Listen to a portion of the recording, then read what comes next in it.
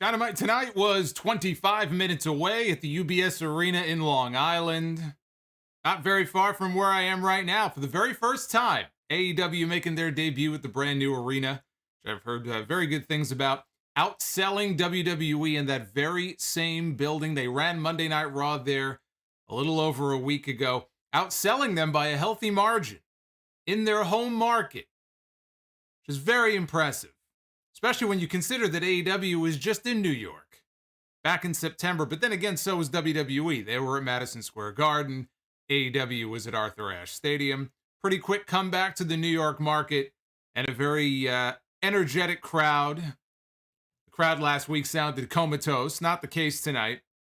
For what I thought overall was an enjoyable final push towards Winter is Coming. Next week is the big Winter is Coming edition of Dynamite. From Garland, Texas, I believe, is where they are. AEW Championship on the line. Hangman Page next week defending against Bryan Danielson. So tonight, Danielson went one-on-one against another member of the Dark Order in his hometown, Long John Silver, in Long Island in the main event. I have to say, I think of all the matches on the show tonight, the Young Bucks match, of course, some people are going to not necessarily be a fan of that style of match. I enjoyed the women's match. They had a women's match tonight with Jamie Hayter and Riho.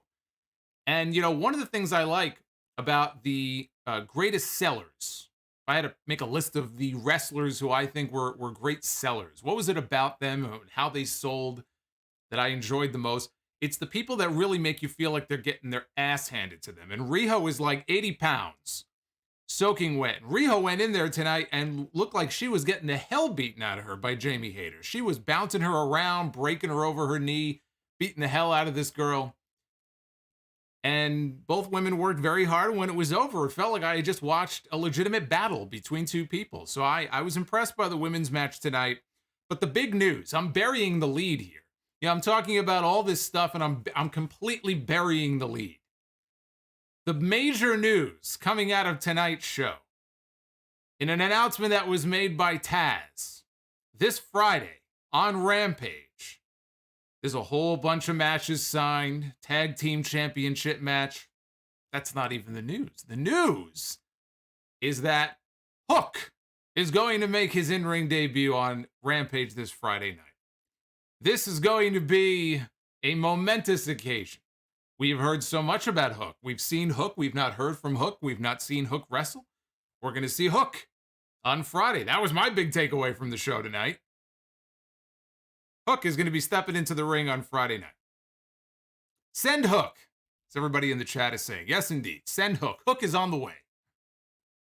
He should wear a hook on his hand like Captain Hook used to do. Super chats are open.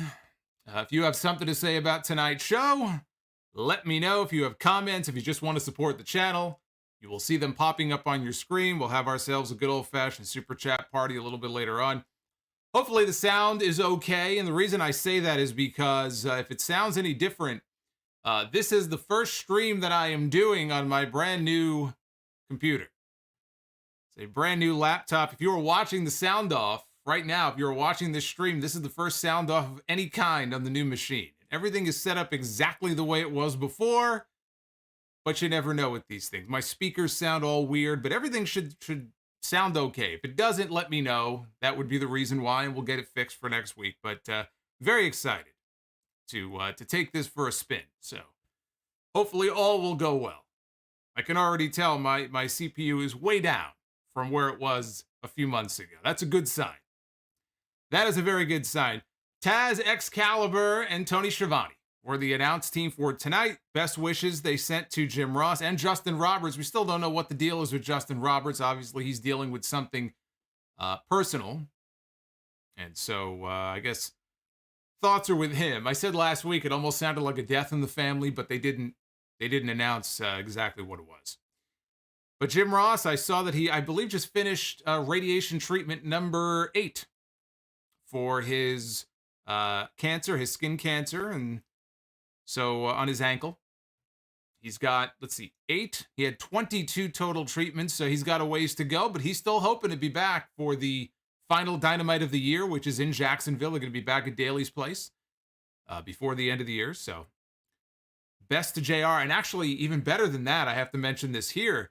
On the podcast a few weeks ago, I mentioned that Hacksaw Jim Duggan announced that he was being treated for cancer, prostate cancer.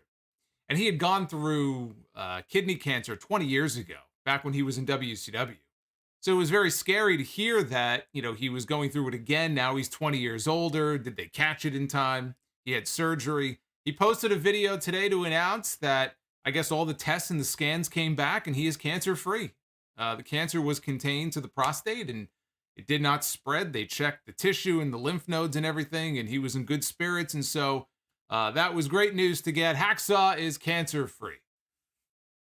Hacksaw Jim Duggan is going to be okay. So that was that made me very happy to hear that earlier today. Erotimus Prime dropping $40. Thank you for the super chat. I shall read what you wrote a little bit later. The show opened with the prodigal son, or so we thought, right? MJF. This is his hometown. This is his home turf. And they play his music, the douchiest music that you could possibly ever hear. It has grown on me. MJF's theme song has become a favorite of mine. Sounds like an old MIDI song from a wrestling video game, which I guess means his theme song is mid. But they played his music, only it wasn't MJF who came out. It was CM Punk. And then they cut the music, and CM Punk walked to the ring with no music. He walked to the ring here in Long Island with boos. They booed CM Punk out of the building here in Long Island. And he admitted when he got into the ring that he was taken aback by the reaction. He was shocked. He was shocked that the fans would back somebody like MJF. And as they're booing, he says, is that all you got? The crowd in Chicago is so much louder than you guys. And he went the cheap heat route by taking pot shots at the New York Islanders, who of course play hockey in the building. New York Islanders, not a very good team. If I know anything about bad teams, take it from me as a Mets fan. I know all about that. I'm not a hockey fan, but I know all about that. So Punk asked the crowd if MJF was their guy, and he said that he was getting kind of hot. So he took his jacket off to reveal a new t-shirt, an AEW t-shirt that has the 4 pillars, the 4 young pillars of the company listed on the shirt. And MJF was, I think MJF was covered up by Britt Baker. Either that or they put Britt Baker on there and intentionally left MJF off. And so that got more heat. And, he said you can put a woman over, due to her accomplishments and not just because you want to get in her pants, which is from when MJF took a dig at him a couple weeks ago about trying to suck up to Britt Baker. He mocked MJF, saying that he was better than Roddy Piper in Portland. He took great offense to him making that comment. He said MJF is not even as good as Piper was in the movie Hell Comes to Frogtown. And as somebody who has seen the movie Hell Comes to Frogtown, it was no good. I know that it's a bit of a cult classic, not like They Live. They Live is a fantastic movie. They Live, I would even take Piper in Body Slam. There's a movie I bet some of you never heard of.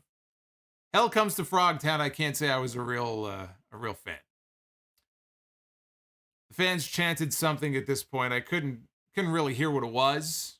They were so loud. Maybe they were chanting different things. Even Punk couldn't hear what they were saying.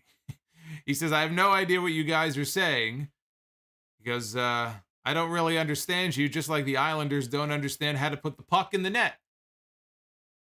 More cheap heat for the Islanders. And he said their win over the Ottawa Senators last night was like him beating QT Marshall 2 weeks ago. I'm all for a good QT Marshall burial. It's okay with me. Punk compared the Long Island fans pulling for MJF to him and other Chicago fans cheering for Dennis Rodman. And he said, I'm not mad at you. I feel a little bit sorry for you. And he talked about next week's Winter is Coming championship match between Hangman Adam Page and Bryan Danielson. And this is important here because this is the first time that CM Punk, that I can recall, since coming to AEW, has on television addressed the championship and has flat out said, as he did here in this promo, that he wanted an AEW championship match. He was going to be paying very close attention to the match next week because he wanted to be next in line for a shot at the AEW World title. And he said he assumed that MJF wanted the same thing. He said MJF stooped to a new low by threatening his dog Larry. The fans were barely paying attention at this point. They were just booing and chanting things at him. They were so loud. Punk said Larry has bigger balls than MJF does. He said that he was having fun, so he took another shot at the Islanders by saying they haven't won anything since 1984. The Mets really haven't won anything major since 1986, so again, I can relate. Punk said he wants a match with MJF, and he doesn't want him to go run like they do on Long Island. He wants them to stand and fight like they do in Chicago. Taz, by the way, was on commentary, and Taz, the native New Yorker, Taz took great exception to Punk's pot shots at the Islanders and Long Island, and he said, I knew there was a reason why I never liked this guy. And Punk told the fans at the end, if that's who you back, if you guys are all in on MJF, and if that's the kind of person you want to back, then you are all chicken shit. And as he walked up the aisle, he was kind of doing the motion like, come get it. He was really taunting the fans and trying to get under their skin. It was fun to see Punk get a different reaction than normal, although I guess he did get booed when he was, wrestling with Eddie Kingston. So we kind of got Punk booed there. But I thought it was fun just to see him get a different kind of reaction. And for once, not come out and be like all lovey-dovey, oh, it's so nice to be here, and everyone's singing along to Cult of Personality, and instead he gets showered with booze. And it reminds me that, at some point I do want to see CM Punk get another good heel run. Because as over as he has been as a babyface, Punk is also a natural heel. And so there's a whole, you look at the roster and there's a whole swath of talent that he could work with as a heel at some point as well. And so that's fun to look forward to. He kept going back to the Islander stuff, and it worked, and the people didn't like it, and they booed him, and it got heel heat, but he kept going back to it so often. And I wrote this on Twitter, and everybody said, oh, of course he knew that he was going to get booed. It's not that of course he knew he was going to get booed. He came out to MJF's theme music, and he swerved everybody. So what? Of course, you knew he was going to get booed. That's not what I meant. I think that maybe he got even more heat and boos than he was expecting. And it looked like he was a little taken aback by it. And he kept going back to all this, all the digs at the Islanders and everything. And I don't know. You mentioned the Islanders once, maybe a couple of times. To keep going back to it, though, I mean, he's better than that. I think he could have come with some better material, but clearly he ended up having a lot of fun with the crowd. I think he was into it. I thought it was a good opening segment. Speaking of MJF, we transition then to the Dynamite Diamond Dozen. Battle Royale for the ring that MJF has held each of the last 2 years. MJF was the only one here to get an entrance. Got an entrance for this match. Nobody else in the Battle Royal got an entrance. MJF was the only one. And with that entrance, before he made his entrance in the building, he got a custom vignette. And this was excellent. I thought this video was very well done. He pulls up in a Ferrari to his old high school, Plainview High. It was Plainview High School. And they had a narrator who was narrating, what a hero he was in Long Island. And we see this shot of him wearing his school, the Plainview school jacket, walking onto the football field. And then he finally came out and got the big reaction and made his entrance. But I thought the video was excellent.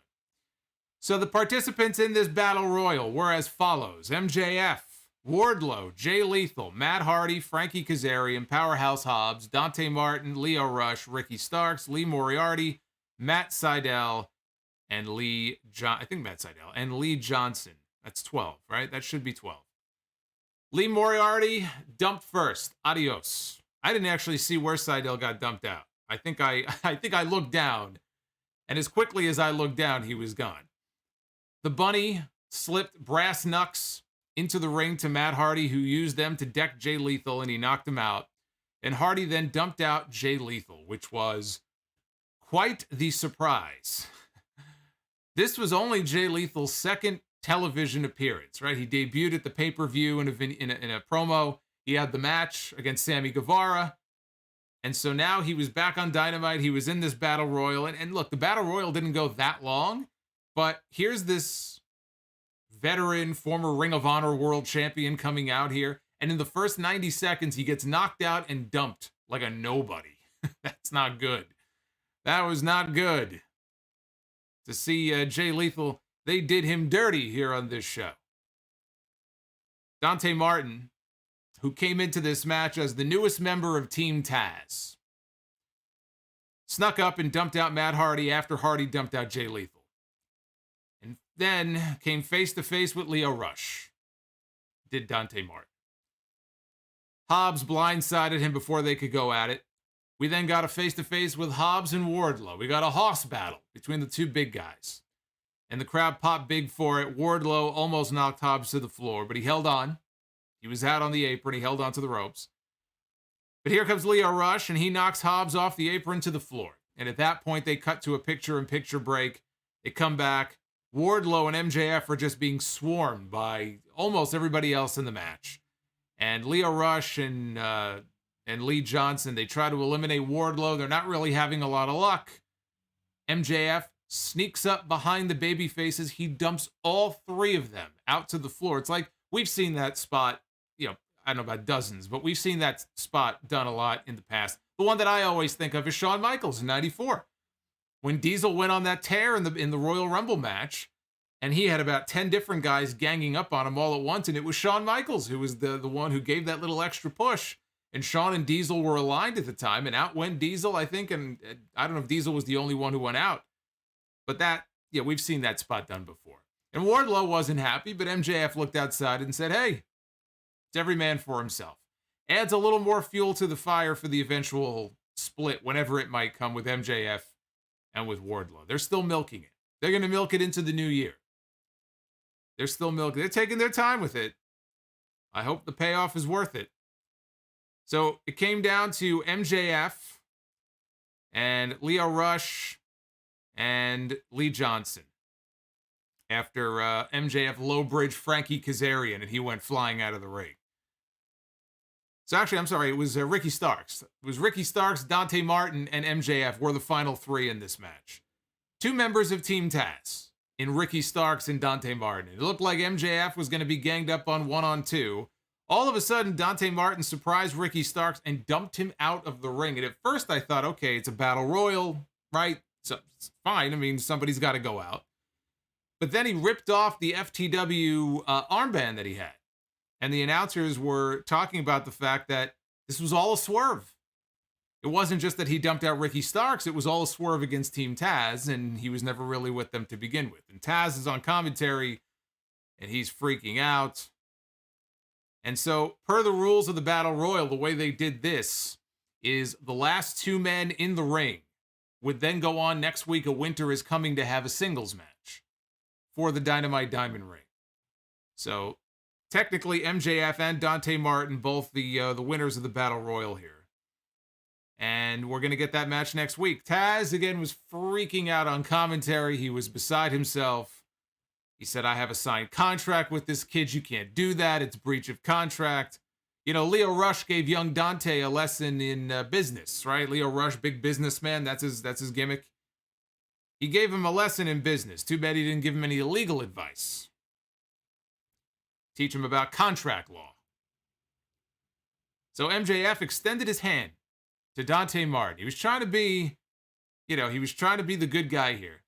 And he put his hand out to shake his hand. They shook hands. And then he started to walk out. And Ricky Starks attacked Dante Martin. So in the ring, Starks is pounding away on Dante. And MJF is about halfway up the ramp. And he turns around, he looks, and he sees what's going on. And he gets like the Larry David look. If any of you watch Curb Your Enthusiasm, the Palestinian chicken episode from a few seasons ago, it's like a big meme online where Larry has this look like, he doesn't know. He can go this way. He can go that way. He's mulling over in his mind what to do, and he decides, fuck him. And he starts, he continues on his path up the ramp to the back. He was conflicted about what to do, and he decided, the hell with it, I'm going to the back. But then he decides, you know what? Yeah, I'll go help the kid. And he runs down to the ring, and he goes face to face with Ricky Starks, and he shoves him. And Stark shoves him back, and it looks like they're about to throw down. And of course, what ends up happening, MJF attacks Dante Martin. Ricky Starks attacks Dante Martin, and they start double teaming the kid. And I do like how, at the end of the day, even though he was getting this heroic babyface reaction, he still was a heel doing heel things. He didn't really betray the character. I mean, he didn't really do anything any differently. He did everything exactly that you would expect MJF to do. He eliminated Wardlow. He beat down this kid. CM Punk walks back to the ring to make the save. More boos on his way to the ring for CM Punk. MJF bails. Punk hits Starks with the go to sleep to end the segment. MJF against Dante Martin next week sounds like a lot of fun. I think that's going to be a fun match. And it also sounds like CM Punk is going to be costing MJF the Dynamite Diamond ring. Which makes me wonder because MJF is not winning it 3 years in a row. But it makes me wonder then if maybe Taz can sue Dante for possession of the ring for breaching the contract. He could sue to get the Dynamite Diamond ring and bring it into Team Taz, give the ring to Hook. Because Ricky's already got a belt, right? He's got the FTW title. Jurassic Express. I know that's not how these things work. It's like getting in a car accident and then the judge rules that you have to become someone's butler. It's just TV bullshit. That's not what happens in real life.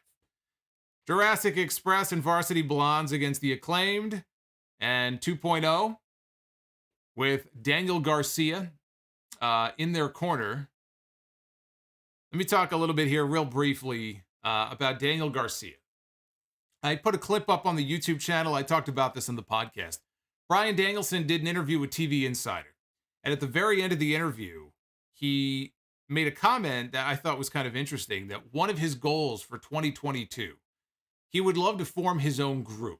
Why not? Everybody has a group anyway already in AEW, so what's another one, right? We have all kinds of factions and alliances and teams and groups in the company. Danielson would like to have a group of his own, and he would like to have a group that has one or two young guys. He didn't say if he would want other veterans in there, but the one AEW talent, the one young AEW talent that he singled out and said, I would love for him to be part of my group, was Daniel Garcia. He sees something in Daniel Garcia. He probably sees some of himself, the way he mat wrestles people and grapples with them. I see a little bit of Bryan Danielson in him. When I watch Daniel Garcia in the ring, and apparently Danielson feels the same way. So something to watch for. Maybe 2.0 and Garcia. All three of them. Form a group with Danielson. Come up with a name for him. I think that would be huge for Daniel Garcia. I'll tell you that much. To be aligned in some way with someone on the level of a Danielson can only do him positive things in his career. Certainly can't hurt. Then again, they put Private Party with Matt Hardy, another veteran of the ring. And what exactly has that done for Private Party? When was the last time we even saw Private Party in the ring on TV? Not on like Dark or Elevation or any of those shows. Where the hell have they been? Where the hell have Santana and Ortiz been? I'm going to talk about Ortiz in a second because he popped up on this show actually at the end of this match. So Anthony Bowen started out with Jungle Boy, fought off all the heels, did Jungle Boy.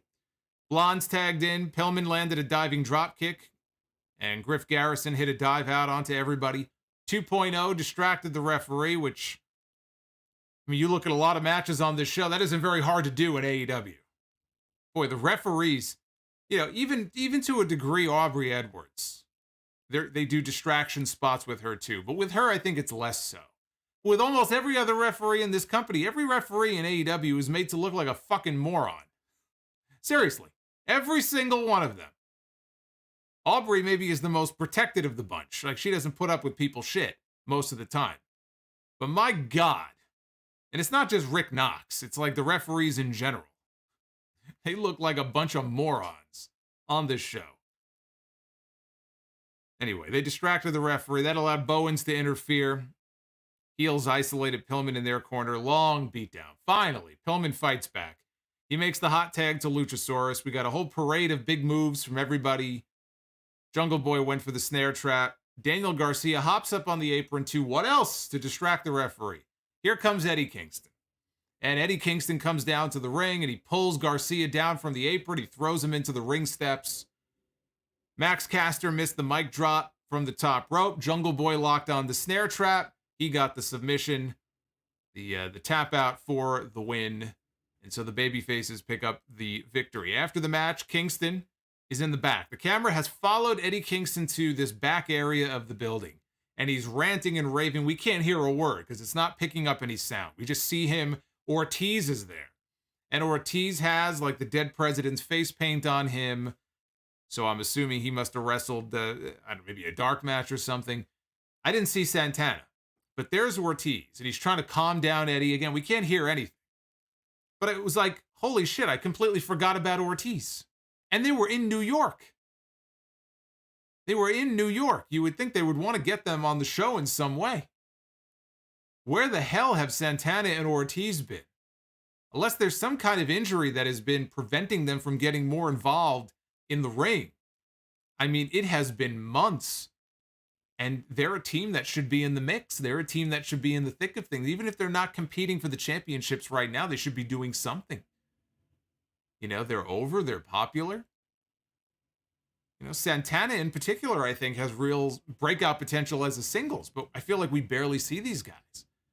I mean, I know there's peaks and valleys. Sometimes it's not your turn. You got to wait, and eventually they'll focus on you, but they seem, you know, more than any other members, frankly, of the inner circle, you know, more often than not, they're the ones that are kind of in the background, and we don't really get to see them. So it was kind of sad when I saw Ortiz, and it reminded me, like, oh, shit, where have they been? Probably on Dark.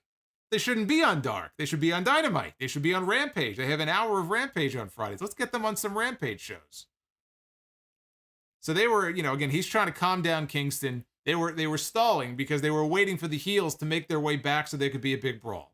And eventually 2.0 and Garcia, they came back there. They attacked Kingston, and they left the baby faces laying.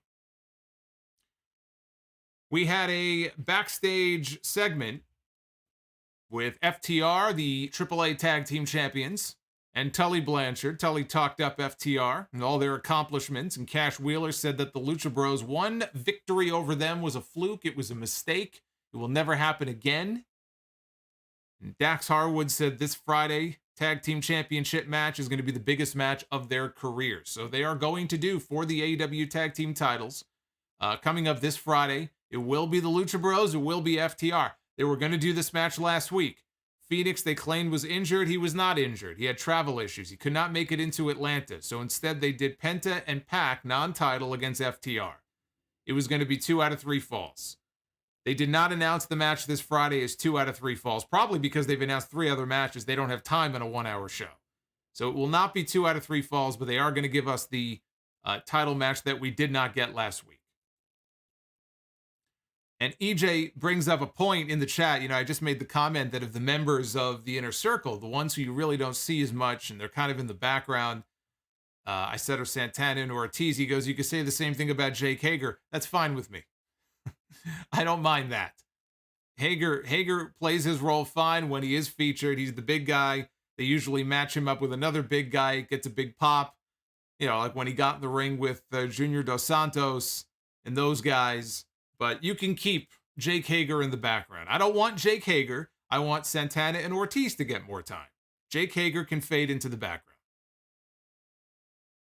We have the Young Bucks with Adam Cole against Chuck Taylor of Best Friends and New Japan's Rocky Romero back on Dynamite yet again. I think this is his third appearance, I believe.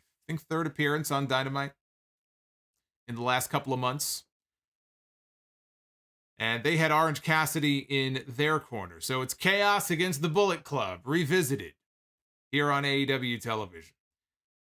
Rocky took care of Nick early. He took him out with the Tope Suicida. Matt came back with a drop kick to the floor. The Bucks had Rocky isolated in the heel corner. Beat him down with multiple tags until Rocky escaped. Got the tag to Chuck Taylor. Here comes Chuck Taylor in. DDT flatliner combo. And he'd hit a Tope con Hero on both Bucks. Immediately turned around into double super kicks. Rocky took a super kick as well. And then the Young Bucks hit the ropes and they did their spot. They slid outside and they gave Adam Cole a kiss on each cheek. Matt went for multiple Northern Light suplexes. Rocky, though, turned it into a DDT. Brandon Cutler was out there and he distracted the referee. Well, I guess this was the Rick Knox match, I believe. Distracted the referee. Adam Cole tried to get involved. Orange Cassidy cut him off with his weak leg kicks. Or I guess maybe you would say devastating. Devastatingly weak. How about that? We'll combine the two. His devastatingly weak leg kicks, which did not really amuse Adam Cole. And before Adam Cole could do anything, Nick Jackson annihilated him. Orange Cassidy with a super kick. Brandon Cutler, though, accidentally sprayed the cold spray in Matt Jackson's face. It's getting a little old. It's getting a lot old with the Bucks and the fucking cold spray. Enough already. I thought we put this behind us.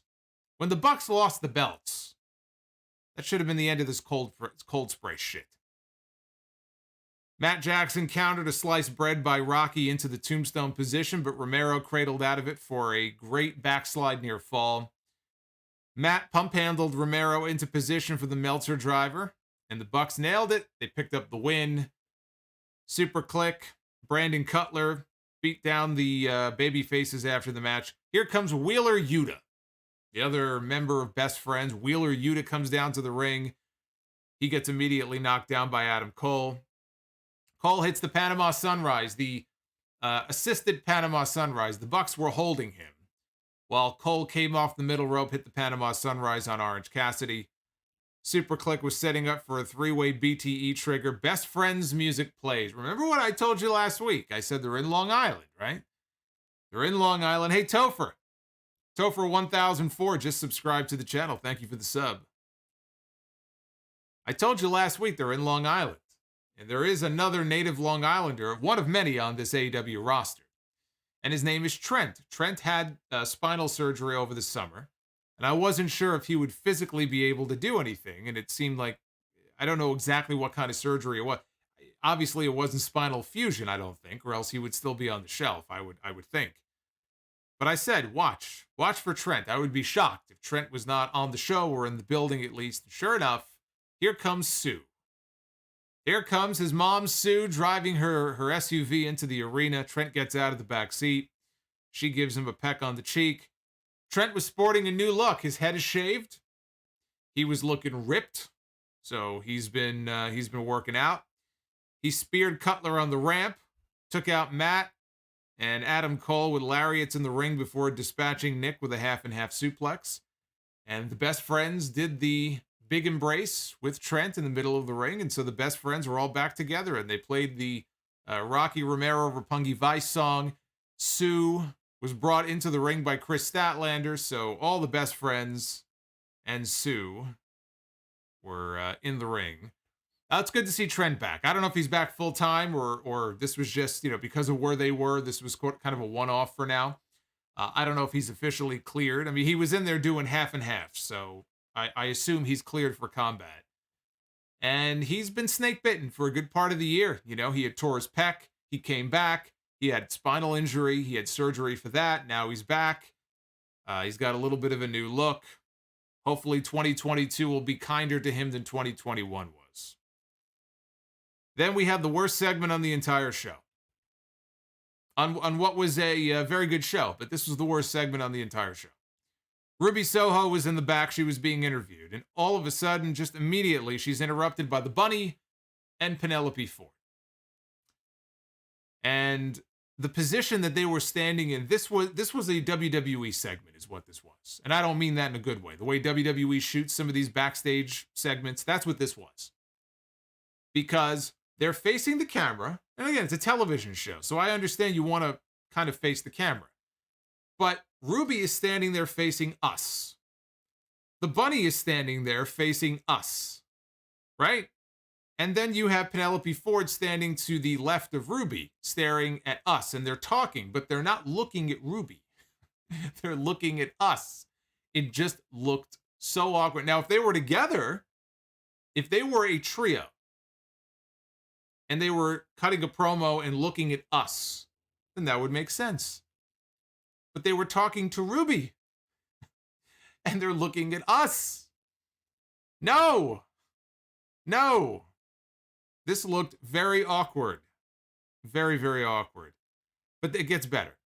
So they're talking, and they said that Nyla Rose has promised them a shot, each of them a shot at the TBS championship when Nyla wins the TBS title.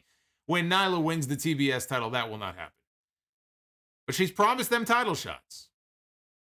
I can promise things too if I know it's not going to happen. And Ruby gets tired of hearing them talk their shit, and she throws a forearm at the Bunny immediately, as if Nyla just so happened to be standing off to the side waiting for her cue. Here's Nyla Rose. Immediately, she hits the scene. And Nyla attacks Ruby. And then Anna Jay and Ty Conti show up instantly with chairs to chase away the heels. This was very bad. I have seen stage plays with better acting than what we saw here. And the way they formatted this and put this thing together, this segment sucked. Sammy Guevara. He was out next on stage to be interviewed by Tony Schiavone. Sammy Guevara, the reigning TNT champion. And he was immediately interrupted, as everybody in this company is. Nobody can be interviewed and not be interrupted. I would be stunned if somebody actually got in the ring and was not interrupted. I mean, I could count on one hand the number of promos I've seen this year where the person was not interrupted, like Punk when he came back in Chicago. I could probably think of a few others, and that's about it. So Sammy didn't even get a word out. He was interrupted by Cody Rhodes. Cody went through the flaming table last week. He went through the flaming table for you. He went through the flaming table for me. He did it for America. He did it for everybody, right? How can you boo this man?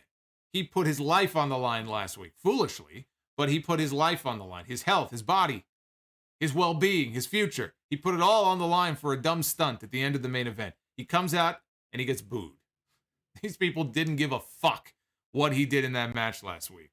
And he's out there too, and you can see he's got patches of skin missing from his arms, just singed off, burned off. It'll be a while before that heals. So he was showing his battle scars. But he comes out and he alerts Sammy Guevara. He alerts him that it is official.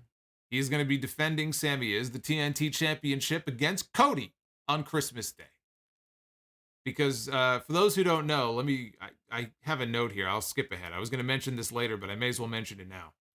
Tony Khan did an interview, and I don't know if it was on Busted Open or if he did this interview somewhere else. It might have been Busted Open Radio, because I know he's got a weekly spot on there. But he made an announcement. He goes, we're going to be on Long Island tonight. We're doing Winter is Coming in Dallas next week. The Holiday Bash in Greensboro, which is going to be next week. I'm sorry, the week after. The week after.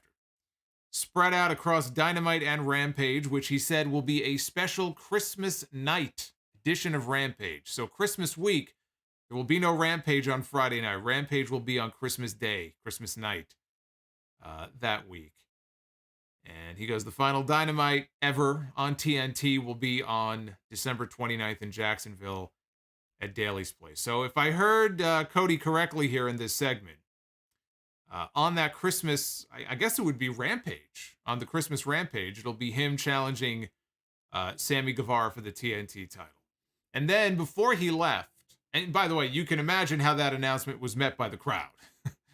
You can imagine what the reaction was upon him mentioning the fact that he was going to be challenging for the championship. But then he goes and he teases exiting through the heel tunnel, and then he stops himself. And then he turns and he goes through the babyface tunnel. So he's the delusional babyface. I still don't think he goes full-on heel. I know some people think it's got to be leading to a full-on heel turn, right? Hollywood Cody, it's got to be leading to something like that. I'm not convinced of that. I think he's having fun with it. He's playing it up, because he had to know, or they had to know, the kind of reaction he was going to get. Although what he did last week just reeked of desperation to me. It just reeked of, like me, cheer for me, look what I'm willing to do for you people. And I told you, he's going to get a reaction. Certain cities might be more receptive to him, but it's not going to work. These people have it in their heads now that when Cody comes out, you boo him. Because he comes out and he's got the special entrance and he thinks he's bigger than he really is, and people resent him for it and they want to boo him. They think he's pretentious. So heel Cody Rhodes would be interesting, and heel Cody Rhodes would have all these new opponents to wrestle, but I remain unconvinced that he is going to go for a full-on heel turn.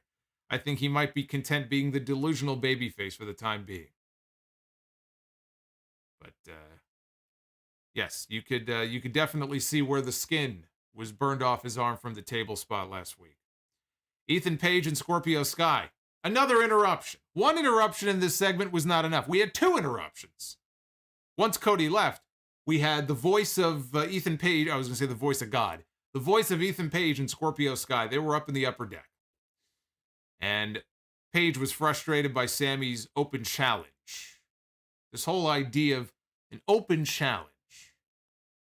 They were bothered by this because he's not focusing on people who are more deserving, who are in the top 5. And if you look at the latest AEW rankings, Scorpio Sky is ranked at number 3 in the top 5, which is why he was so upset.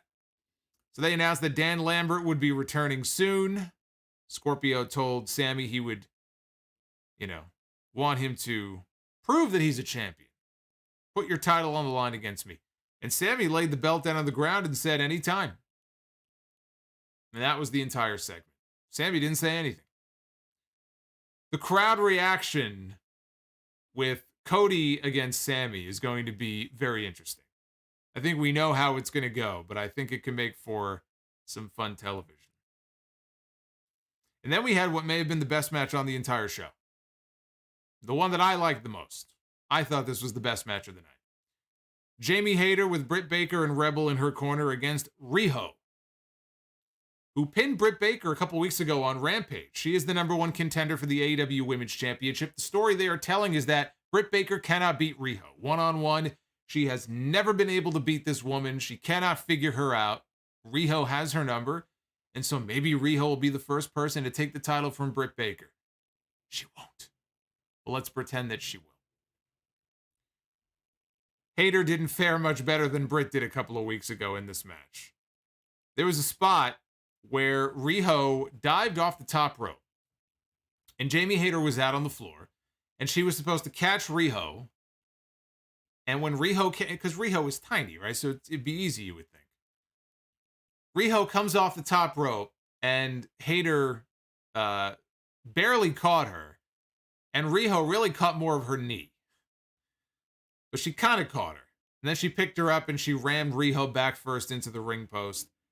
And then in the ring, she continued to beat this poor girl down. She was beating the crap out of Riho. Riho was taking just every offensive move that you could think of. She was being beaten down and beaten down into the commercial. They come back, and Riho starts making a comeback. Hits the Cazadora takeover, standing double stomp, trying to turn things back to her advantage. She rolled Hayter up for 2. Hayter powered out of a dragon suplex. Riho turned it around, hit the dragon suplex for 2. Hayter hit a nasty-looking sheer drop brainbuster for a near fall. So Hayter gave her a backbreaker. This was a brutal backbreaker across the knee. When you have somebody that tiny, it looks like you can break her in half. So every time Riho takes a devastating-looking move like that, it just works so much better with her because she is so small, and you believe that she could be hurt on a move like that. She's fragile. She's a very fragile person. So when she's selling for moves like that, this is the point I made at the beginning of the stream when I talked about this. It's believable. It's authentic. She's 75 pounds. 80, maybe, with her clothes on. So she took a beating in this match, but she found a way to pull it out in the end. Hayter transitioned into a single leg crab. Riho rolled through. Hit a leaping knee strike, and Riho pulled off a code red for a near fall. Riho hit a diving foot stomp off the top. Didn't really get the full impact that she was looking for. Hayter kicked out.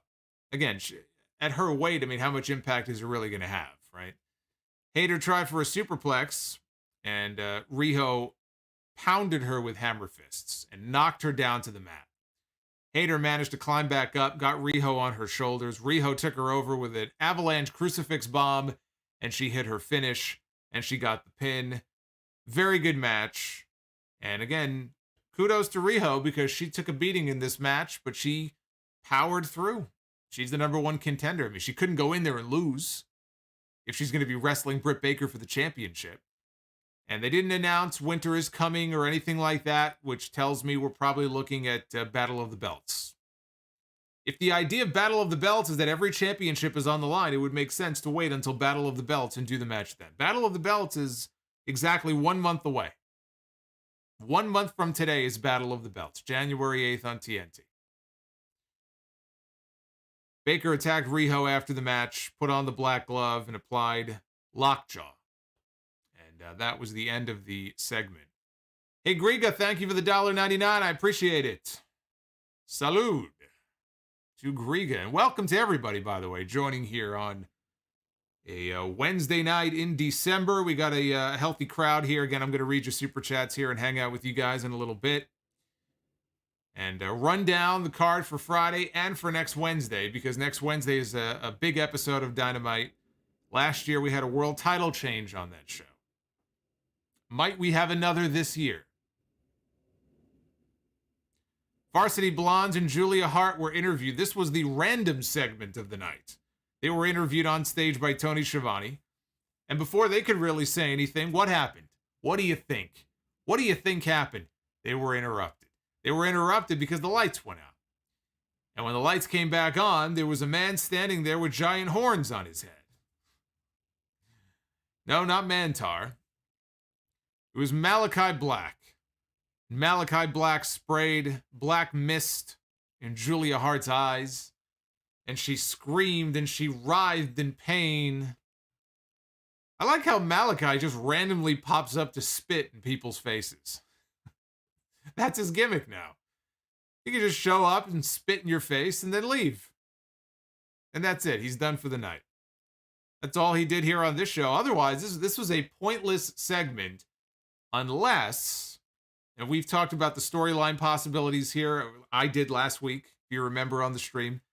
This was a pointless segment unless Julia Hart eventually joins the House of Black. I don't think that's happening. And that would be a complete gimmick makeover for her. But the idea could be that, some of the recent people who have been misted in the face, Pac being another one, eventually join with Malachi Black. Because he's teased this whole idea of there being a House of Black and possibly putting a group together. I said Bryan Danielson wants to put one together. Everybody wants a group. I want a group. How many of you would be part of my group? You want to join me? Let's form a group. I want somebody to come up with a name in the chat for our group. What are we going to call ourselves? I feel like we're at a disadvantage here if we don't link up together and form our own posse, because everybody else is doing it. I don't think Julia Hart is joining the House of Black, but the only thing I could think is we're going to end up getting Malachi and Brian Pillman Jr. on an upcoming TV show, and it's setting up some kind of a match. Otherwise, this felt like pointless filler to me. There really was no need. If that was the best they had for Malachi, you're better off leaving him off the show.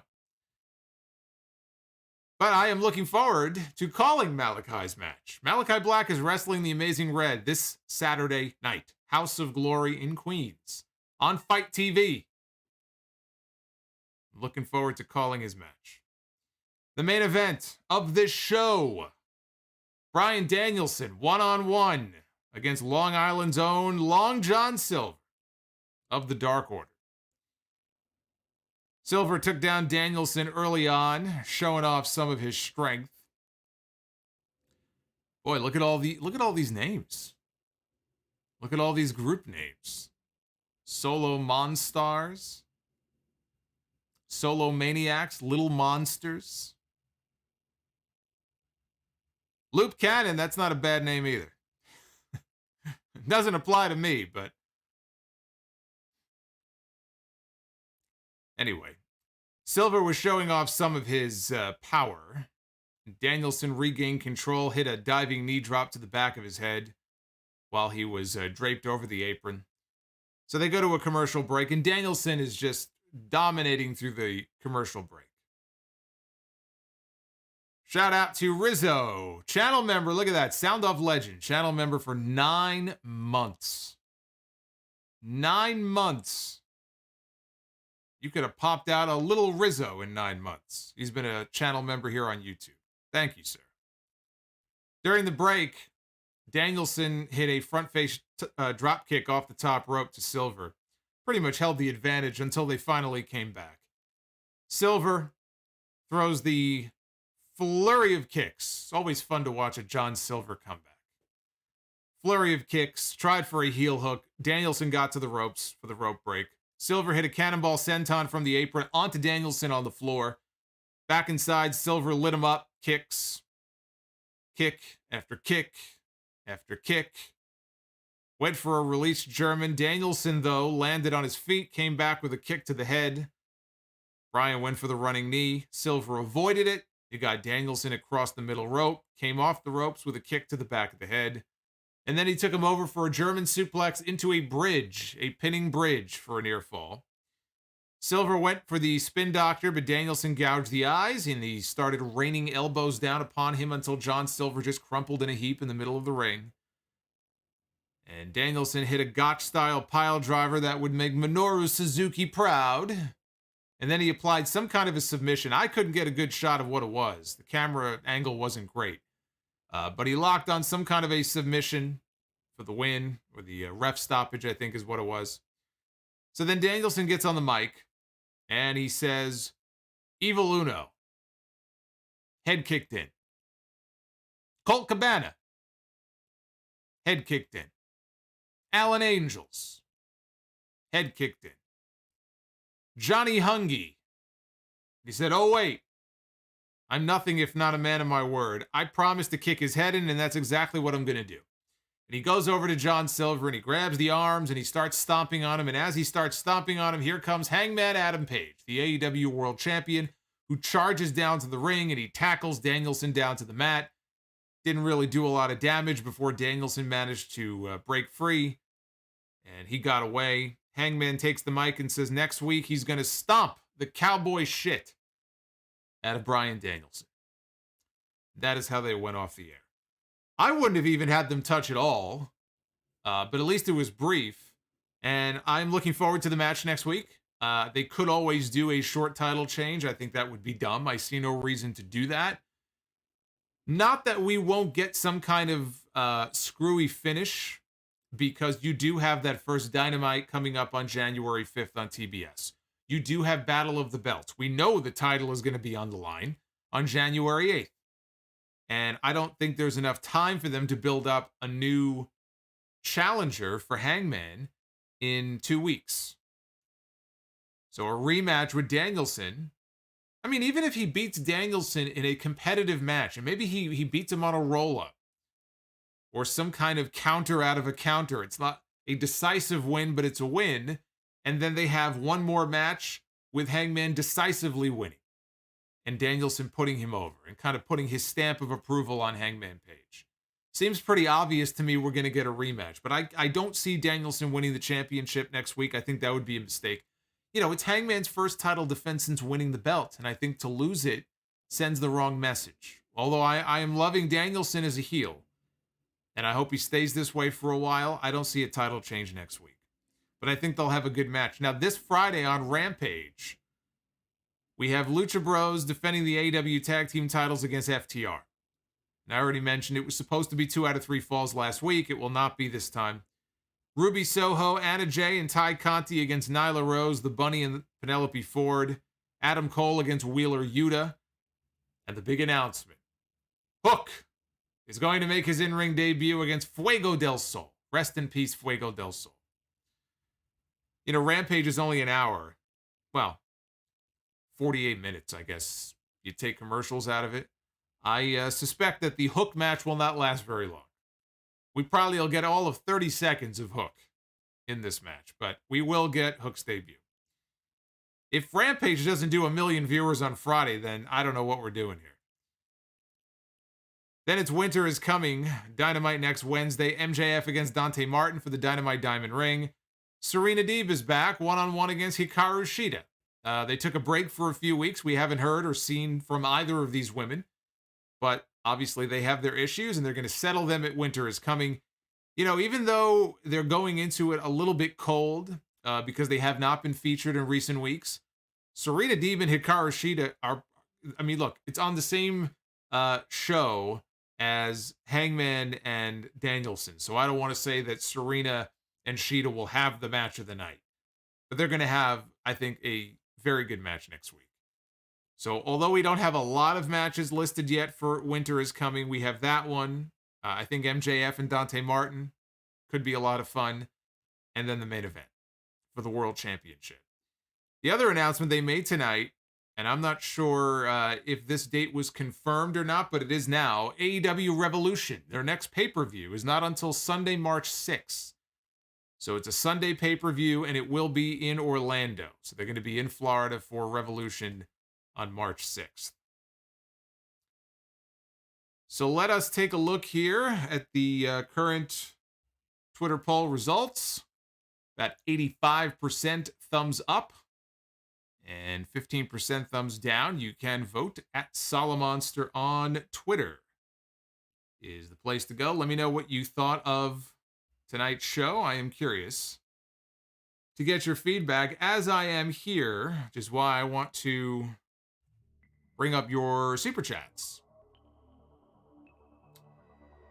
So let us get into your questions, your comments. If you have questions, comments about anything, whether it's related to Dynamite, if it's a WWE thing or something, we'll talk wrestling here for a little while. I want to hear from you guys. Of course, your support is always appreciated.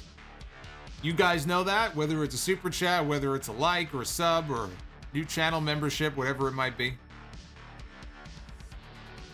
Ryan Spies dropped $20 earlier and says, have you seen Jack Evans's tweets in the last day or so with him saying that he is being extorted by Mexican police, as well as him being potentially imprisoned on false drug charges if he does not continue to pay them? I did see those tweets. Basically what happened is, just as Ryan said, he put a tweet out saying that he was being extorted by the Mexican police. He had already paid, I think it was the equivalent of $350 American currency. And he just wanted to put it out there that he's not paying any more. He's already paid that much. He's not giving them any more money. And so if anything happens to him, or if he's suddenly jailed on drug charges, which is something you don't want to be put in a Mexican jail. He wanted to put these tweets out to the world so they would be aware of what's going on and they would know where he is. I mean, look, I don't know what is going on there. I don't know if he's telling the truth or not. I will tell you, and I've been to Mexico before, and we heard the stories before we went and everything. There is a ton of corruption when it comes to the police down in, I mean, there's a ton of corruption here too, but in Mexico, it's, you know, from what I understand, it's a pretty known problem that there is a lot of corruption with the Mexican police. And it was definitely talked about. You know, I've been to Mexico before, and you know, we kind of broke away from our other friends in our group to go around on our own, and you know, you got to just be careful. I think in some cases they prey on tourists, and they know they can get the money out of you because you're probably scared shitless, right? So you're pretty much willing to do whatever they ask you to do. It's a real problem. So it could very well be a situation where he's, you know, being screwed over, but I don't know what Jack Evans is into. What is Jack Evans doing down there any given day? Who knows? I don't know. But I don't imagine that anybody would want to wind up in a Mexican prison. Witterbird, 675 Super Chat. I was nothing worse than dried chicken. Love you and the Super Chat questions. Oh, Witterbird, thank you. I appreciate that. That's very nice of you. Tuxedo T Servo with the $5 Super Chat. If this was WWE, MJF would have been first out of the Battle Royal and gotten a beatdown outside the ring afterwards. Subvert those expectations. Oh, please, all the Long Island people on the show tonight. I mean, you know, John Silver lost in the main event, but we knew that.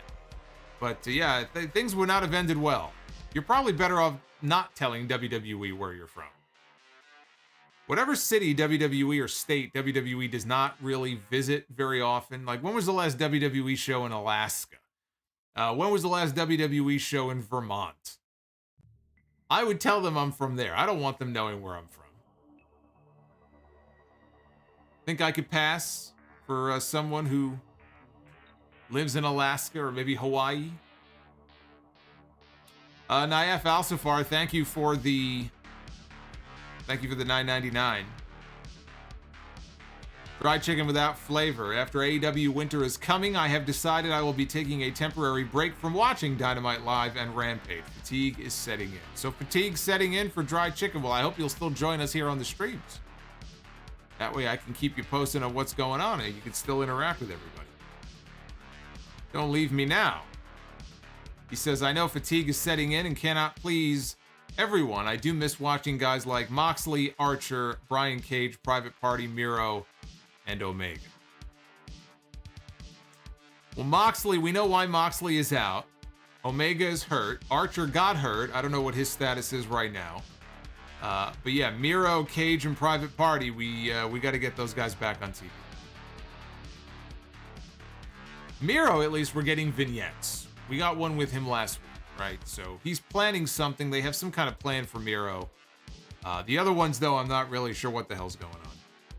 Flamethrower Fluff Salisbury with the $5 Super Chat. I don't think Rosa is winning the TBS title. Last time they had something involving wrestling called Thunder on TBS.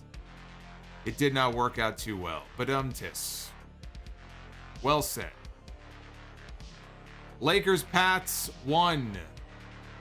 Drunk Shane McMahon voice. Yeah, boy. You got it wrong. It's booyah. See, you forget when Shane first showed up on TV, he was doing commentary on Sunday Night Heat back in '98. And every 5 seconds, it was booyah. It was booyah this, booyah that. Now with Rey Mysterio, it's booyaka. But back then, it was booyah. Now it's Vic Joseph. It's ooh! Oh! See? It's the evolution or the de-evolution of things.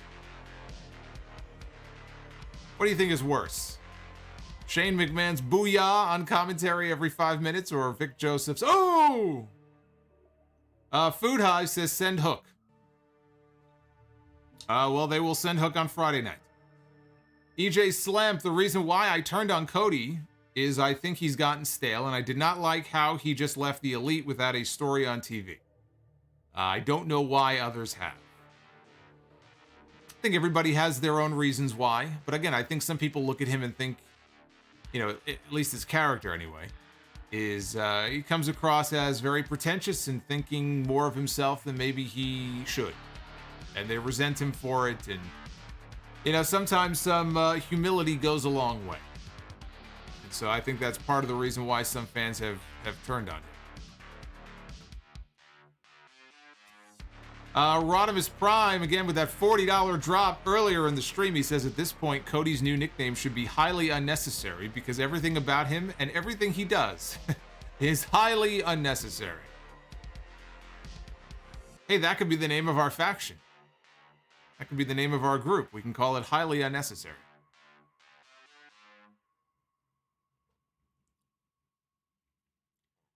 Marcus the Entertainer with the $2. Jamie Hayter versus Riho was badass. The Mount Vernon Kid, the Alpha with the $5 super chat. Solomonster, hope you're well. Do you think Dante Martin and Lio Rush swerve over Team Taz tonight was too soon?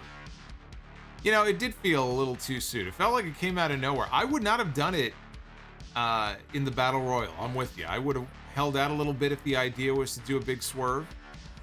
I would have held out until they had a match, even if in the end it comes out they were together. By the way, we don't know if Dante and Lio Rush are still going to be together. You know, maybe we find out that he swerved Team Taz without Leo's knowledge. We don't know.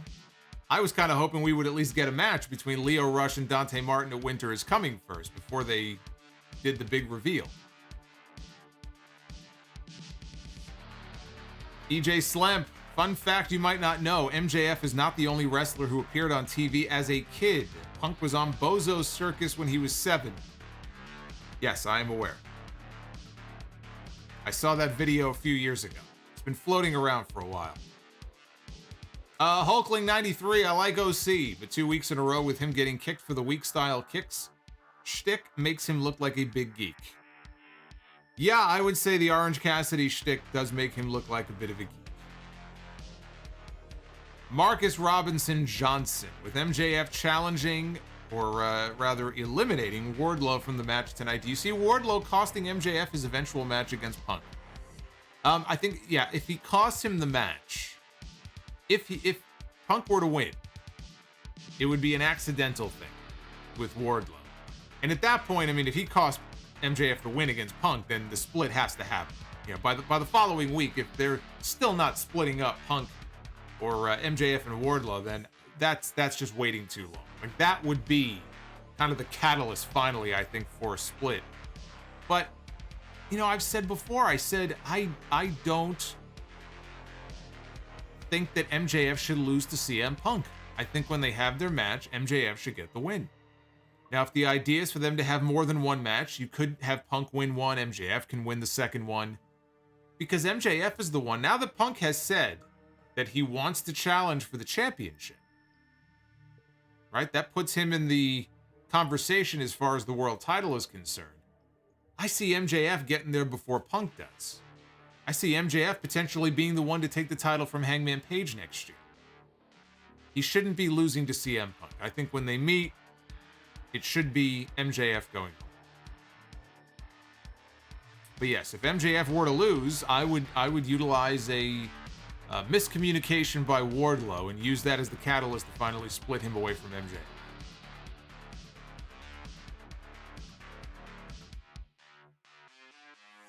EJ Slamp,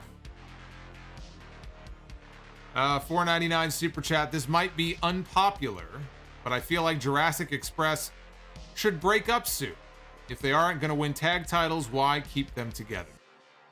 Because they're a popular act.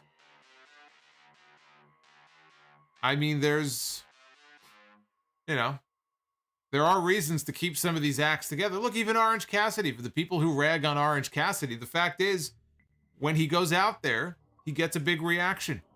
There are television segments of his that actually do well, or at least they did. As of a few months ago, they were still doing well in the quarter-hour numbers. They look at that stuff. They know what's performing. They know what's not. Jurassic Express is still very much over. They're still very popular with the crowd. I don't see a need to split them up just yet. I think that would be a bit of an overreaction. There will be a time and a place for that. I don't think we're there yet. I don't believe. Dry chicken without flavor. Dropping the $5 super chat. I accept the fact that AEW has dropped the ball on Private Party. They would have attracted casual fans and college students to watch AEW. From shots to damn. Yeah, the alliance with Matt Hardy has not done them any favors. It's actually gotten them less over. Jamin John, is China put her down on her knees where she belongs segment with the Nation a very uncomfortable rewatch? Yeah, it was the Attitude Era. It was the Babyface in Peril. I think that was the segment where Shawn Michaels came out and made the save. I don't have any issue with it. That's how it was back then. You know? For some people, it is going to be uncomfortable. That segment, I don't remember. The thing I remember the most is Shawn Michaels coming out and whacking Mark Henry just dead in the head with a steel chair. That was, I believe, right before SummerSlam. Might have actually been the go-home show, maybe, to SummerSlam in '98. It's not uncomfortable for me. For some people, maybe. Jamin says, are you looking forward to Spider-Man No Way Home? You know, I keep hearing about Spider-Man. I have not watched a Spider-Man movie since Spider-Man 3, which was a bloated mess. That was with Venom the first time. Was it Venom? There were two villains in that movie. It was Venom and I forgot the other one. I have not seen a Spider-Man movie since. I have not seen anyone other than Tobey Maguire play Spider-Man. It's just, I got overwhelmed. There were so many Marvel movies and DC comic book movies that came out all at once. And I just sort of gave up on it. I saw the first Avengers movie. I didn't see any of the other ones. You know, so, no. I am not going to be seeing Spider-Man No Way Home. Sandman, thank you. Yes, it was Sandman. It was Sandman. They tried to do too much. I remember watching the third Spider-Man movie with Tobey Maguire. I was really looking forward to seeing Venom, and then he was like, I felt like he was barely in the movie. It's like, what the hell was this? But if any of the recent Venom movies with, what's his name? Tom, with Tom, forgot his last name, are worth watching, let me know. 'Cause I know there's a new one out. Hulkling93, it also does not help that nothing was stopping Conti and Jay from hitting the heel trio with the chairs. Yeah, everything about that segment was just so forced and so phony, and it didn't work. It just didn't work. Tom Hardy, yes, thank you. The lost Hardy boy, Tom Hardy. Kevin Velasquez, $4 super chat. A monster. Do you think Jamie Hayter will ever be AEW Women's Champion? I just can't seem to have enough of her on my TV screen. I think Jamie Hayter will be the TBS champion. I don't know about the World Women's title, but I think the TBS title, yeah, I think she will. We got JN Sermons dropping $1.99. Hook is as good as I thought he would be. Have you watched his sparring sessions? How do you know this? Griga, again from earlier, thank you for the $1.99. I appreciate it. Dried chicken without flavor, $5 super chat. We need to see Cody Rhodes against Nick Gage in a death match. The best solution to Cody to get over. It ain't gonna work. You can put him in there with almost anybody. It ain't gonna work. Groovy Goose, how long till Punk calls MJF the New York Yankees? Oh, I'd say about a week. King of Doug Style, $5 super chat. Happy holidays to you, Solomonster, in the chat. I don't always participate in the chat, but I am here every week for the review, and hit that like button. Thank you, King of Doug Style. Happy holidays to you as well. Oh, it is Ray Wrighton. $9.99. Hey, Solo, at work, so I can't watch Dynamite, but I'm here for you. see you this Saturday at HOG. Hope all is well. Well, I will see you there. House of Glory on Saturday. It's going to be a lot of fun. Malachi Black on the card. Buddy Matthews on the card. We got the Bollywood boys coming in. And Maruthi Ram dropping a $5 super chat and dropped another one. So dropping $10 in super chat. No message, just showing some love. So thank you, sir. I do appreciate these super chats here around the holiday season. We got Christmas coming up in a few weeks. Hope everybody has Christmas plans. I don't know if I'm going to be streaming. I mean, so we got Rampage that night. I don't know if I'll be streaming. We'll see. We might have a Christmas stream this year. Now that they're going to be on Christmas Day, we might have to do a Christmas stream. Plus, Ultra Adrian, $4.99 super chat. Just wanted to show some support. I won't be at the Rampage stream on Friday because I have a date that night. Wish me luck. Whoa! How about that? Plus, Ultra Adrian is ditching me for a date. I don't know how I feel about this. I feel like I've been left at the altar. I've been stood up here.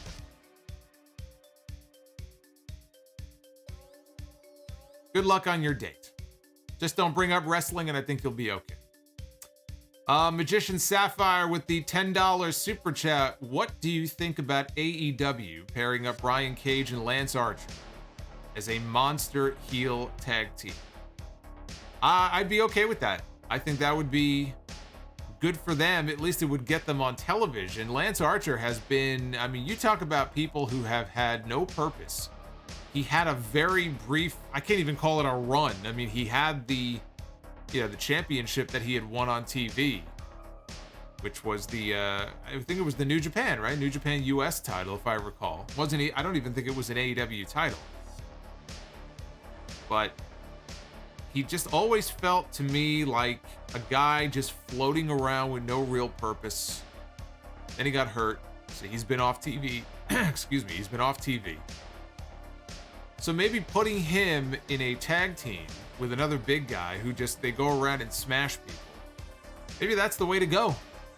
They already have a pretty robust tag team division. I'm all for adding more teams. In fact, we got one team that should be coming very soon. And in fact, next week, winter is coming. I think there is a very good chance that we will have a Red Dragon reunion. Winter is coming. Bundle up. So you could probably add Red Dragon to the mix very soon. So if they have no plans for Cage and Archer, put them together. In fact, the story tells itself. You have two guys who have been, in the case of Cage, he and his wife have been vocal about the fact that they've kind of been lost in the shuffle in AEW, and so now they want to show people, hey, look, you're going to forget about us? We'll show you. They just go around killing dudes. Why not? Maruthi Ram with another $5 super chat. Can't wait for that MJF face turn. I'm sorry, I'm reading Walter's super chat. Walter, we got Walter here in the super chat. I'll get to you in a second. Maruthi wants to know, do you think Wardlow against Powerhouse Hobbs? Well, Hobbs, is that going to be a great match worth waiting for? Wardlow and Hobbs, people popped for it. They had a little showdown in the Battle Royal tonight, and the people were into it. Yeah, I think that could be a fun match. You know, and both guys in their own singles matches have looked good. You know, they know how to work that big man style. You put them in the ring against each other, you never know what you're going to get with two big dudes going at it. I don't know that I want to see them in a 15-minute Mat Classic, but no, I think that could be fun.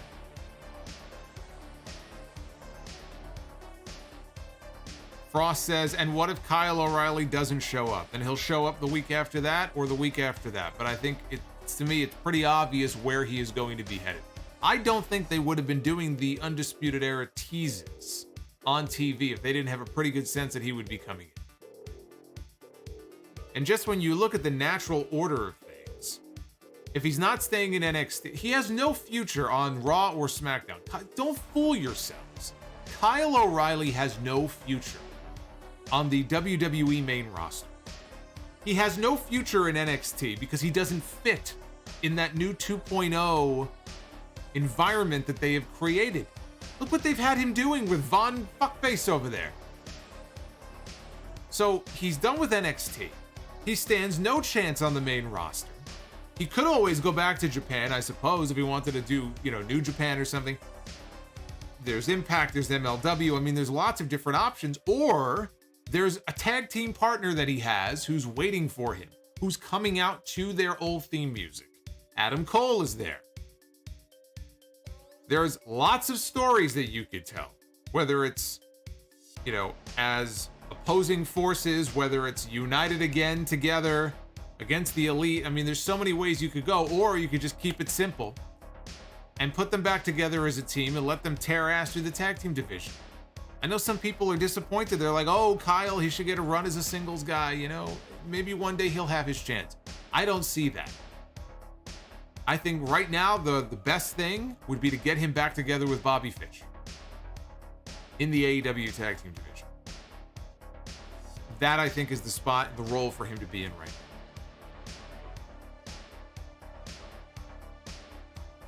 now. Dry chicken without flavor. Red Dragon plus Undisputed Era equals AEW's Redisputed.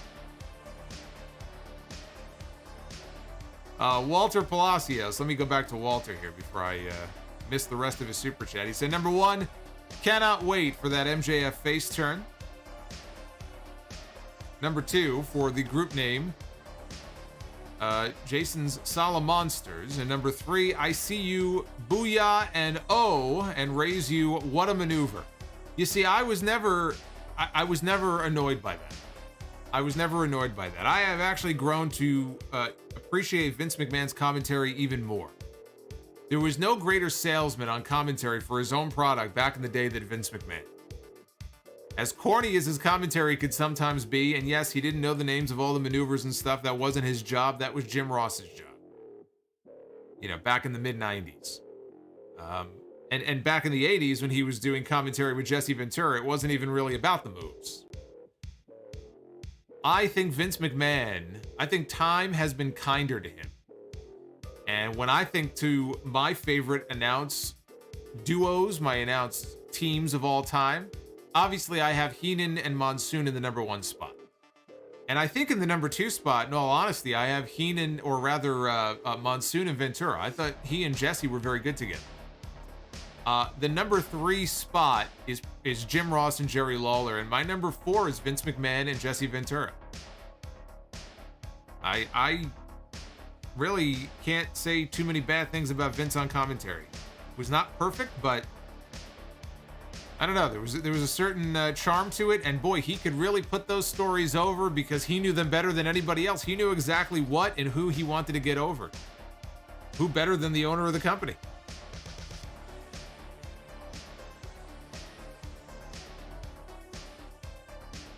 Domination Warrior, what are the best hours for a wrestling show? 8 to 10 p.m. EJ Slamp, $4.99 super chat. Thank you, EJ. I just read Tony Khan, of all people, was the one who got Charlie Caruso her job in WWE. I know she has a great gig at ESPN, but I would like her in AEW. Well, I think she's very happy doing her thing in ESPN, so I don't think AEW needs her. And Scott Woodford with the $4.99 super chat. Will Hammerstone ever be in AEW? Happy Halo Infinite Day. Alex Hammerstone is very talented. Jacob Fatu, very talented. I think that they have this core nucleus in MLW right now. They're trying to build the company and, make it bigger, make it a bigger deal. How old is Alex Hammerstone? I don't have his age in front of me. Do I think he'll ever be in AEW? I think there's a chance. I don't know what his goals are. I don't know what his contract status is. That is going to obviously dictate a lot. Does he aspire to be in WWE one day? And he's one of those guys who actually might have some real success because he is a bigger guy. I could see him, getting a real look from WWE. If he wants to go to AEW, I think Tony Khan would be crazy not to bring him in if he becomes a free agent. Hammerstone is very good. Jacob Fatu would be an easy pickup for either company. I know they may have shied away from him because of his some of his indiscretions and things he was accused of in the past, but he's a hell of an athlete. And MLW is very lucky to have him on their roster. I think I'm all caught up on your super chats now. Let me take a look at that poll real quick again. Yeah, pretty much same numbers. 85-15. Very good total there. Again, very good show tonight. I enjoyed tonight's show. Bash says, Fatu will be in WWE. Vince loves Samoans. He does love Samoans. Samoans do get a lot of love in WWE. There's no doubt about that.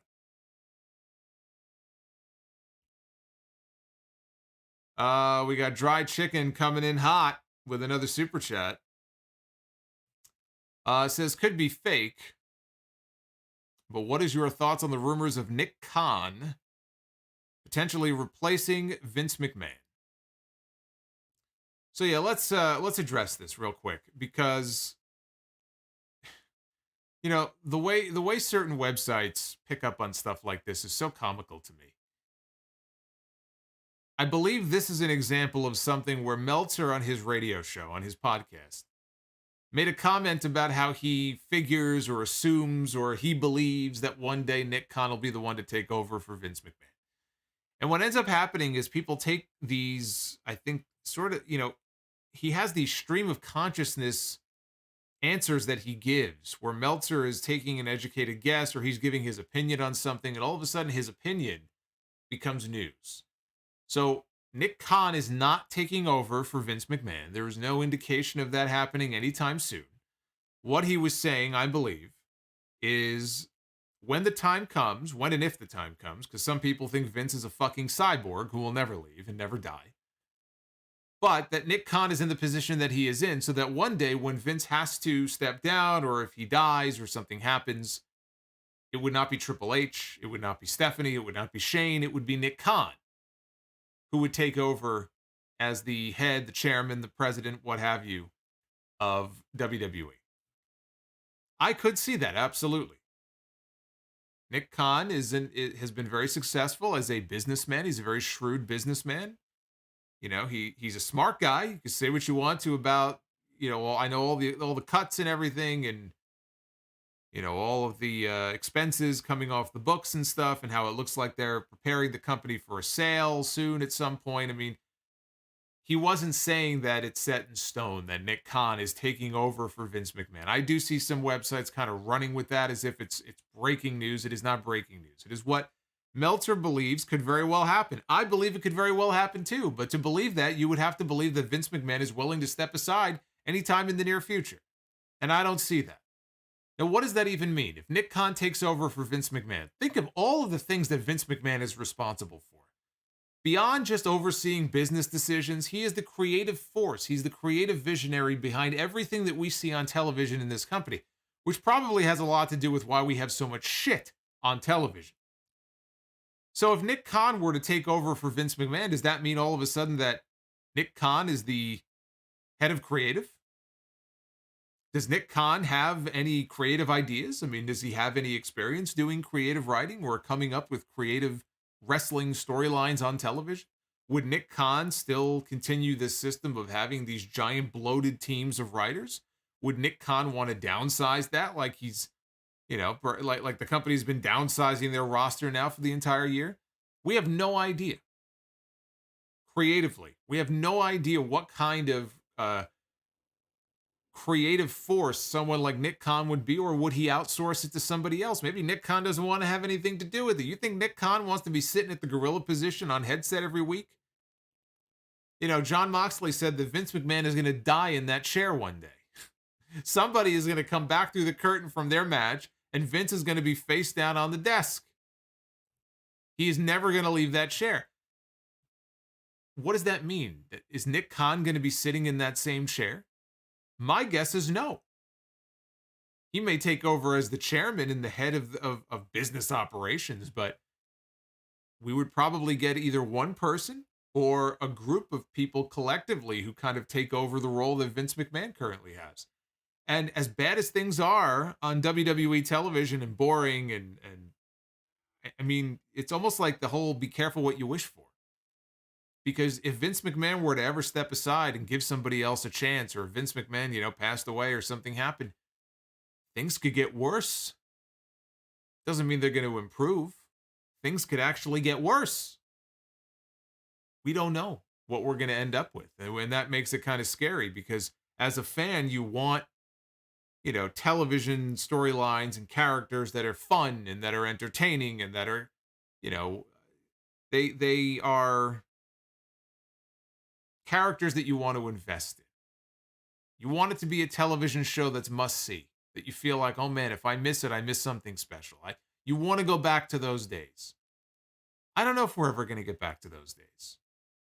All we need is somebody competent who recognizes the talent that they have, work with those talents, come up with ideas, pick out the people that you want to push the most. Maybe loosen the handcuffs a little bit. Work together with them, have fun with it, and come up with television storylines that are compelling and that are fun to watch. Break away from the formula a little bit. They're too corporate. They're too set in their ways, and they're very formulaic, and I think that's one of the things that just makes it feel so sanitized. Maybe is a good word to use. Where Nick Khan figures into that, though, and how much creative influence he would have, I have no idea. But can we please stop taking Meltzer's opinions from his radio shows that he does not intend to be breaking news and having websites run with it as headline news? Can we stop maybe doing that possibly, please? Not blaming you, by the way. It's more of a rant at all the websites that do this. Rizzo with the $5 super chat. Do you think eventually NXT goes back to the network instead of USA?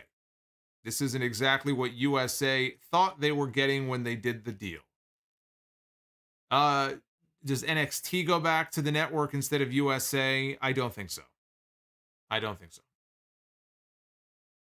And I think, frankly, if USA didn't want it, they probably would end up finding some kind of lesser network that might take it. Because on their own network, I think it's totally dead. So they would want to put it somewhere else. And I guess USA, though, I get the sense USA is probably content to just keep it. I don't know what the television show was doing previously that was in the current slot on Tuesday nights that NXT is in right now. USA Network does not have as many hit shows as they did many years ago. There was a period of time where USA had quite a few shows. I don't know what those shows are now. I mean, is Mr. Robot even on anymore? I thought that show was over. Actually, I have one USA Network show that I'm a big fan of that I am watching as we speak. I have seen the first 3 seasons. I'm currently watching season 4, which is in progress. The Sinner. It's a show called The Sinner with Bill Pullman as the title character. That probably is the first USA Network drama that I have watched in many, many years. What other big shows does USA have? Chucky. I guess Chucky. Chucky's on my watch list. I haven't watched Chucky yet, so I'm not 100% sure if I'm going to stick with it. I've heard good things about Chucky, though. I definitely want to check that out. So who knows? Maybe they're about to turn things around. But boy, they used to have Psych and Monk and Suits and all these shows that I guess were doing really well. You go back even further, you had Burn Notice and La Femme Nikita. And USA isn't really what it used to be.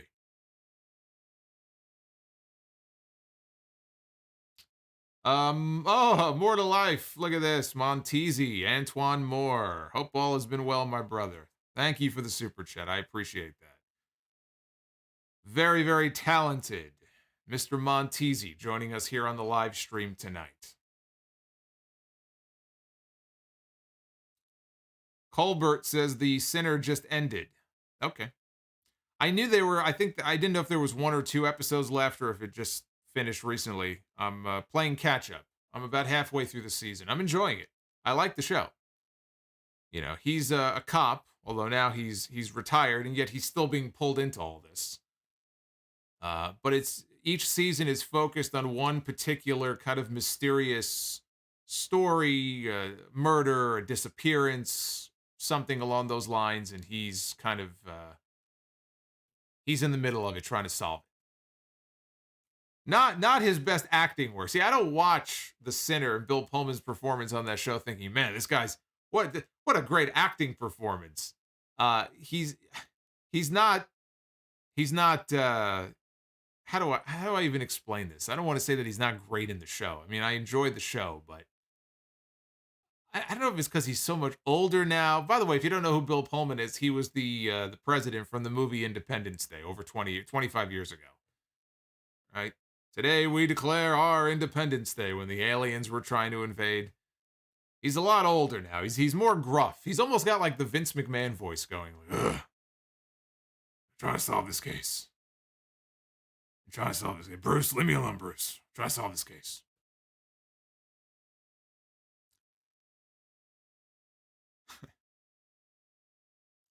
Yeah, probably why USA wanted hockey. That's a good point.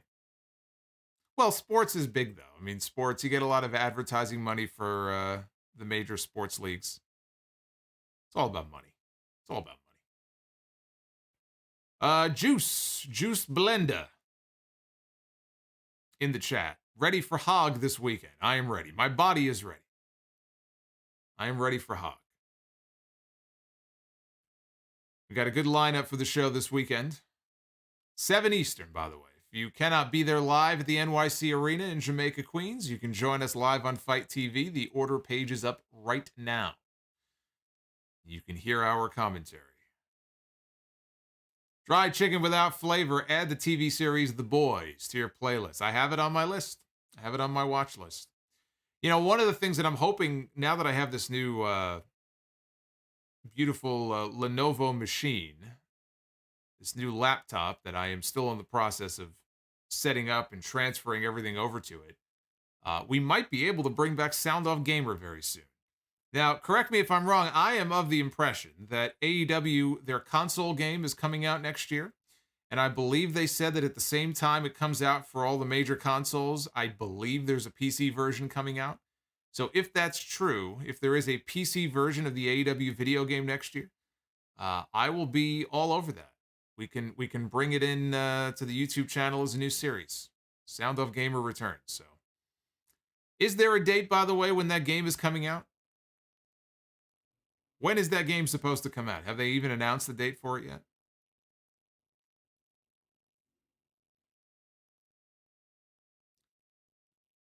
How many episodes of The Wire have I watched? I am 3 episodes in so far. I am 3 episodes in. No rush. Taking my time. I caught up with Curb Your Enthusiasm last night. Trying to play catch up on everything.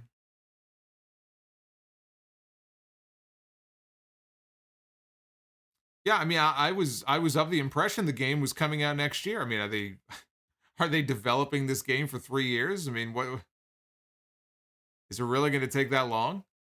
I thought the game was already midway through development. Why is it going to take another year? Well, anyway, when the game does come out, if there's a PC version, I will probably play it for Sound Off Gamer.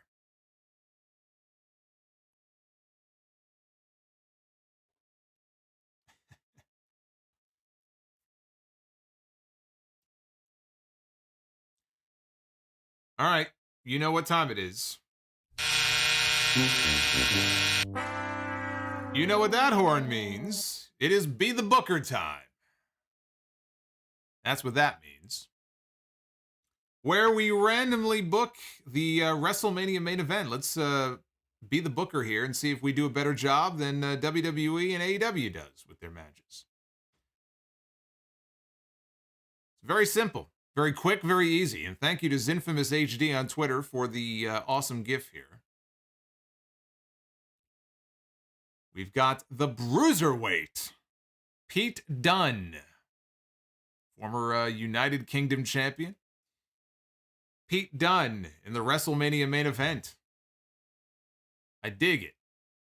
I dig it.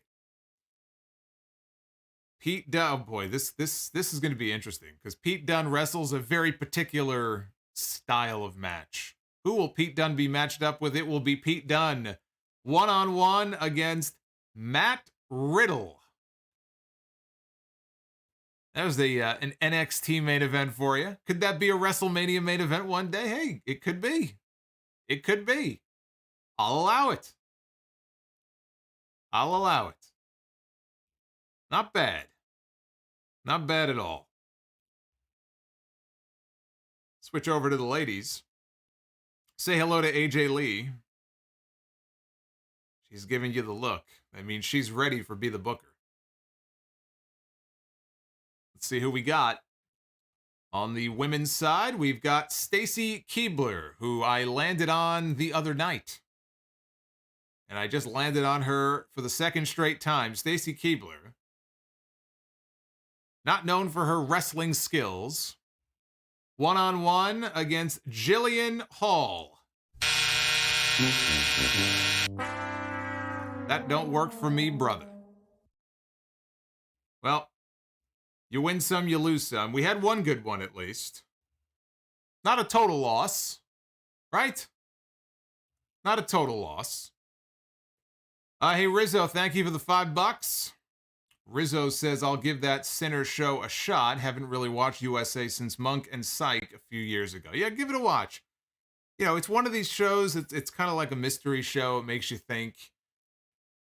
You know, he's trying to figure out what happened to this person, and it's like a kind of like a quiet town that he's in. I tend to like shows like that, so if you're into that kind of thing, it's not like all action like some of these other cop shows. I enjoy it. I think you would too.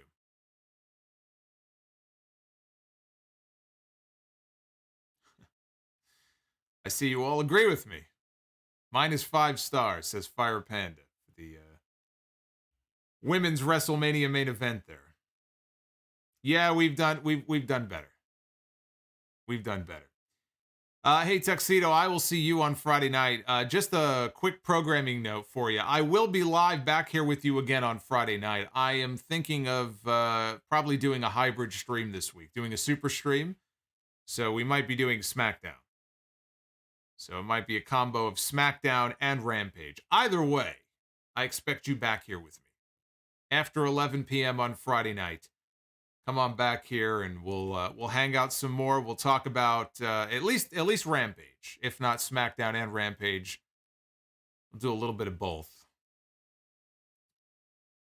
Juan says, are you going to download Wolfenstein Enemy Territory on the new laptop? Already did. I haven't played it yet, but I've already got it downloaded. It's one of those games I just can't quit. I feel like a lot of people have that one game that's like 15, 20 years old. And even with all of the advances in gaming now and the way things look so real and there's multiplayer and everything, there's just some games that you can't really give up on, you know? And for me, that's one of those games. I just love the idea that this was a game that was in development in 2003 and they abandoned it. I don't remember why. But they had already developed most of the game, and so they just put it online for free. And I started playing it, and I was completely addicted to it. But back then, I was the noob who loved to go around and kill my teammates with friendly fire. Because that made me laugh, and I was entertained, and I was amused. Until I started getting kicked from all the various servers. And then I realized that if I get kicked from any more servers, I'm not going to have anybody left to play. So perhaps we should try to actually learn how to play this game instead of just amusing ourselves.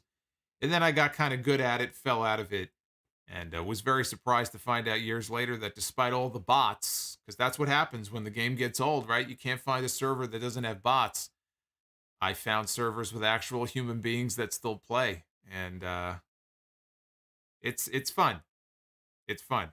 And if you are interested, we have a playlist here on the YouTube channel. There's a whole bunch of playlists. You should check out the playlist section, by the way, because everything is organized. All the This Week in History segments, all the RSPW rewinds. I have a Sound Of Gamer playlist, and you'll find 2 or 3 enemy territory gameplays in there. I'm not on camera for any of them, but I'm kind of narrating as I'm playing, and I don't think I'm particularly good in those videos. I'm not really particularly good in any of the Sound Of Gamer videos, which is part of the appeal of the series. So,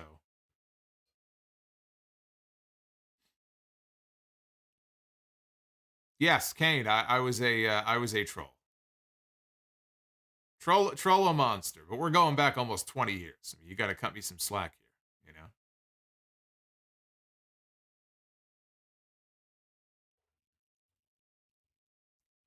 Used to play Grand Theft Auto 3. Grand Theft Auto 3, I was able to program the MP3s on my computer to play through the radio stations in the game. That was a lot of fun. I love crashing the car into other people.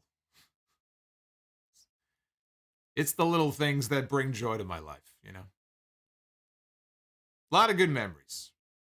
So hopefully soon we'll bring back Sound Off Gamer.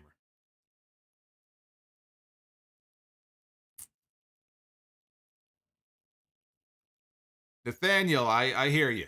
I hear you. Even if I bring it back for channel members only. Now that I got the new machine and everything, it's got a lot of firepower here. It's got a lot of horsepower.